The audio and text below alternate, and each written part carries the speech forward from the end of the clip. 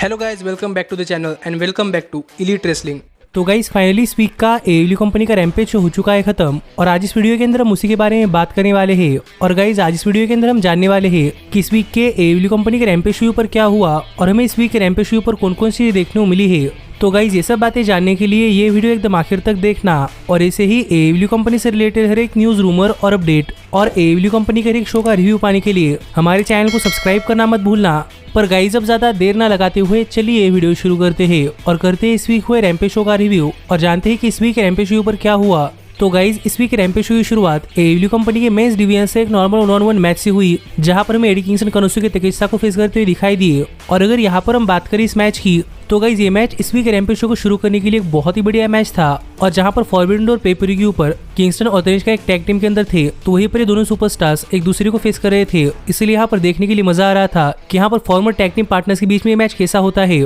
और गाइज कहना पड़ेगा कि ये मैच एक बहुत ही बढ़िया मैच रहा, जहां पर हमें इस मैच के अंदर शुरुआत में एडी किंगस्टन डोमिनेट करते हुए दिखाई दिए, लेकिन जैसे ही तनिष्का ने इस मैच के अंदर अपना कमबैक कर लिया तो एडी किंगस्टन के पास भी तनिष्का की मूव्स का कोई जवाब नहीं था और फाइनली एडी किंगस्टन का फिनिश रिवर्स कर तनिष्का ने एडी किंगस्टन के ऊपर अपना फिनिशर ब्रेन बस्टर लगा दिया। पर फिर भी एडी किंगस्टन किस तरह से आउट कर पाए, जो देखकर तनिष्का आखिरकार एडी किंगस्टन के ऊपर अपना दूसरा फिनिशर यानी कि जंपिंग नी लगाने के लिए गए, लेकिन एडी किंगस्टन ने इसे रिवर्स कर दिया और एडी किंगस्टन ने तनिष्का के ऊपर अपना फिनिशर यानी कि स्पिनिंग बैकफिस्ट लगा दिया और यहाँ पर तनिष्का को पिन कर एडी किंगस्टन ने मैच जीत लिया है। जो मैच देखा जाए तो इस वीक के रैम्पेज शो को शुरू करने के लिए सच में एक बहुत ही बढ़िया मैच था और हम देख सकते थे कि मैच खत्म होने के बाद एडी किंगस्टन की हालत कितनी खराब है। पर इसके बाद हमें रैम्पेज शो पर अथेना और क्रिस स्टैटलैंडर का एक बेस्ट सेगमेंट देखने को मिला, जिस सेगमेंट के अंदर बात करते हुए अथेना और क्रिस स्टैटलैंडर ने कहा कि currently Jade Cargill TBS women champion है, लेकिन जेड कारगिल रियल कंपटीशन यानी कि अथेना और क्रिस स्टैटलैंडर से दूर भाग रही है और उन्हें अथेना और क्रिस स्टैटलैंडर के खिलाफ अपनी टीबीएस वुमेन चैंपियनशिप डिफेंड नहीं करनी। पर जब तक जेड कारगिल अपनी टीबीएस वुमेन चैंपियनशिप अथेना के खिलाफ डिफेंड नहीं करती, तब तक अथेना और क्रिस स्टैटलैंडर मिलकर जेड कारगिल का पीछा नहीं छोड़ने वाली। जो बातें यहाँ पर अथेना और क्रिस स्टैटलैंडर ने कही, तो देखना पड़ेगा कि आगे चलकर अथेना और क्रिस स्टैटलैंडर जेड कारगिल से टीबीएस वुमेन चैंपियनशिप का मैच पाने के लिए क्या करती है। लेकिन इसके बाद हमें रैम्पेज शो पर हुक के लिए खाई वीडियो देखने को मिला, जहां पर हमें दिखाया गया कि हुक कितने बढ़िया रेसलर है। लेकिन इसके बाद हमें रैम्पेज शो पर जोनाथन ग्रेशम और मोरियार्टी मिलकर रिंग ऑफ ऑनर कंपनी के गेट्स ऑफ एगनी को फेस करते हुए दिखाई दिए, जो मैच एक टैग टीम मैच था। और अगर यहाँ पर हम बात करें इस मैच की तो गाइस इस मैच के अंदर एक स्टिपुलेशन थी कि अगर जोनाथन ग्रेशम और ली मोरियार्टी मैच जीतते हैं तो जोनाथन ग्रेशम को अपनी रिंग ऑफ ऑनर कंपनी की वर्ल्ड हेवीवेट चैंपियनशिप ली मोरियार्टी के खिलाफ डिफेंड करनी पड़ेगी। पर अगर गेट्स ऑफ एग्री मैच जीतते हैं तो फिर जोनाथन ग्रेशम को अपनी रिंग ऑफ ऑनर कंपनी की world heavyweight championship Gates of Agony के खिलाफ डिफेंड करनी पड़ेगी। जो देखा जाए तो इस मैच के लिए ठीक ठाक सी स्टिपुलेशन थी। पर गाइस ये मैच शुरू होने से पहले गेट्स ऑफ एग्नी ने ली मोरियार्टी के ऊपर अटैक करना स्टार्ट कर दिया था और इस मैच की शुरुआत से Gates of Agony Lee Moriarty के ऊपर काफी तगड़ा अटैक कर रही थी और यहाँ पर हमें गेट्स ऑफ एग्नी की तरफ से बहुत ही बढ़िया मूव्स भी देखने को मिले हैं। लेकिन जब finally Lee Moriarty gets of एग्नी की मूव्स रिवर्स कर आखिरकार यहाँ पर जोनाथन ग्रेशम के पास एक टैग देने के लिए जा रहे थे, तो गाइस सरप्राइजिंगली यहाँ पर जोनाथन ग्रेशम ने ली मोरियार्टी से टैग नहीं लिया और जोनाथन ग्रेशम में मैच छोड़कर यहाँ चले गए।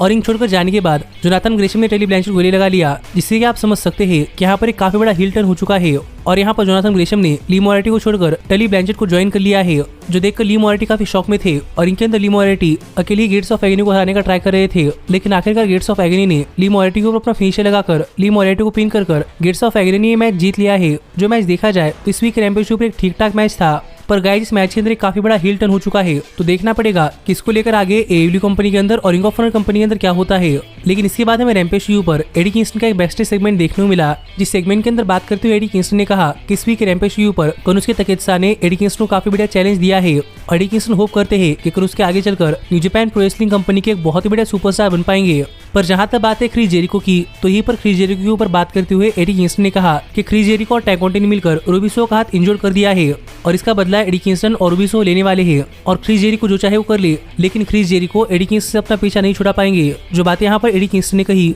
तो यहाँ पर देखने के लिए मजा आने वाला था कि आगे चलकर एडी किंगस्टन क्या करते हैं। पर इसके बाद हमें रैम्पेज शो पर मर्सिडीज मार्टिनेज और सेरेना डेप मिलकर एक नॉर्मल टैग टीम मैच के अंदर किन्हीं लोकल टैलेंट्स को फेस करती हुई दिखाई दी। और अगर यहाँ पर हम बात करें इस मैच की, तो गाइस जैसे ही मैच शुरू हुआ वैसे ही सेरेना डेप ने इस मैच के अंदर इन लोकल टैलेंट्स के ऊपर काफी खतरनाक अटैक करना स्टार्ट कर दिया और अटैक करते हुए सेरेना डेप मर्सिडीज मार्टिनेज को दिखा रही थी कि किस तरीके से अपने ओपोनेंट के ऊपर अटैक करते हैं। और हर बार की तरह यहाँ पर मर्सिडीज मार्टिनेज और सेरेना डेप इनके बीच में काफी बहस हो रही थी और माना कि एक टैग टीम के अंदर है, पर फिर भी ये दोनों एक दूसरे के साथ एक टैग टीम के अंदर काम नहीं कर पा रही थी और आखिरकार Mercedes Martinez Martinez Serena Deeb से टैग ले लिया और मर्सिडीज मार्टिनेज भी इस मैच के अंदर अपने बहुत ही बढ़िया मूव्स लगाए। पर आखिरकार सेरेना डेप ने इस मैच के अंदर अपने ओपोनेंट के ऊपर अपना सबमिशन मूव लगा दिया और यहाँ पर सबमिशन के सहारे सेरेना डेप और मर्सिडीज मार्टिनेज ने मैच जीत लिया है। लेकिन उनके मैच जीतने के बाद भी यहाँ पर सेरेना डेप अपने ओपोनेंट के ऊपर अटैक कर रही थी, जो देखकर मर्सिडीज मार्टिनेज सेरेना डेप का अटैक रोक दिया और ये देखकर सेरेना डेप काफी गुस्सा थी। और guys surprisingly tag team match जीतने के बाद यहाँ पर सेरेना डेप ने मर्सिडीज मार्टिनेज के ऊपर अटैक कर दिया है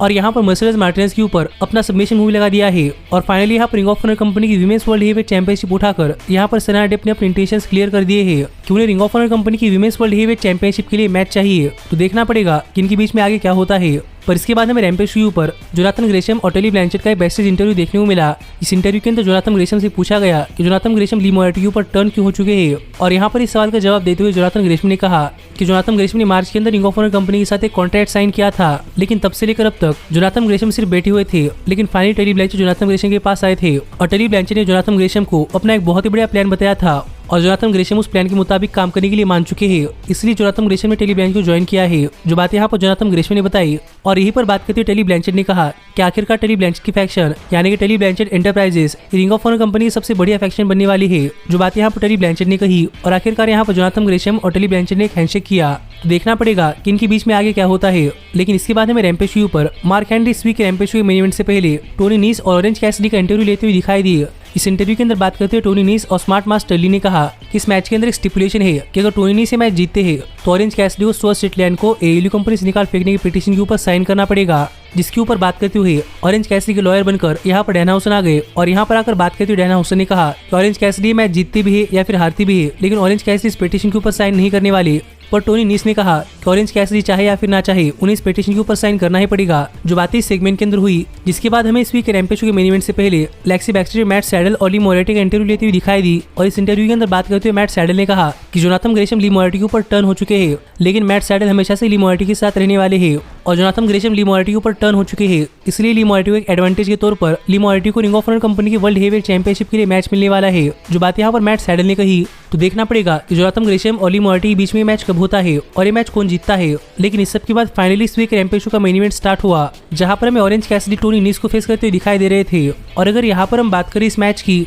तो गाइस अपने हर एक मैच की तरह ही इस मैच की शुरुआत में भी ऑरेंज कैसिडी ने इस मैच के अंदर पूरा हंसी मजाक करते हुए अपने अपोनेंट के ऊपर अटैक करना स्टार्ट कर दिया और ऑरेंज कैसिडी मैच रसल करना एंजॉय कर रहे थे। लेकिन फाइनली एक टाइम के ऊपर टोनी नीस ने इस मैच के अंदर अपना कमबैक कर ऑरेंज कैसिडी के ऊपर काफी तगड़ा अटैक करना स्टार्ट कर दिया और ऑरेंज कैसिडी के ऊपर काफी तगड़ा अटैक कर टोनी नीस से मैच जीतने काफी करीब पहुंच चुके थे। पर तभी ऑरेंज कैसिडी अपना कमबैक कर ही रहे थे कि स्मार्ट मास टर्ली ने इस मैच के अंदर इंटरफेयर करना स्टार्ट कर दिया और देखकर डैना हाउसन स्मार्ट मास टर्ली को रोकने के लिए गए, लेकिन टोनी नीस ने डैना हाउसन के ऊपर अटैक कर दिया, जिससे कि डैना हाउसन इस मैच से आउट हो गए। पर इस डिस्ट्रैक्शन का फायदा उठाकर ऑरेंज कैसिडी ने टोनी नीस के ऊपर काफी खतरनाक अटैक करना स्टार्ट कर दिया और फाइनली यहाँ पर ऑरेंज कैसिडी टोनी नीस के ऊपर अपना फिनिशर लगाने के लिए जा रहे थे, लेकिन फिर एक बार मास टर्ली ने इस मैच के अंदर इंटरफेयर किया, जो देखकर ऑरेंज कैसिडी मास टर्ली के मजे उठा रहे थे। लेकिन इतने में टोनी नीस ने ऑरेंज कैसिडी के ऊपर अपना फिनिशर लगा दिया, पर फिर भी ऑरेंज कैसिडी किक आउट कर पाए, जो देखकर यहाँ पर पूरा क्राउड काफी शॉक था और यहाँ पर पूरा क्राउड इस मैच के अंदर इन्वेस्ट था और उन्हें भी देखना था कि ये मैच कौन जीतता है। और इस मैच के अंदर दिस इज ऑसम की चैंट्स भी हो रहे थे और फाइनली इस मैच के आखिर में टोनी नीस ऑरेंज कैसिडी के ऊपर अपना दूसरा फिनिशर यानी कि रनिंग नहीं लगाने के लिए गए,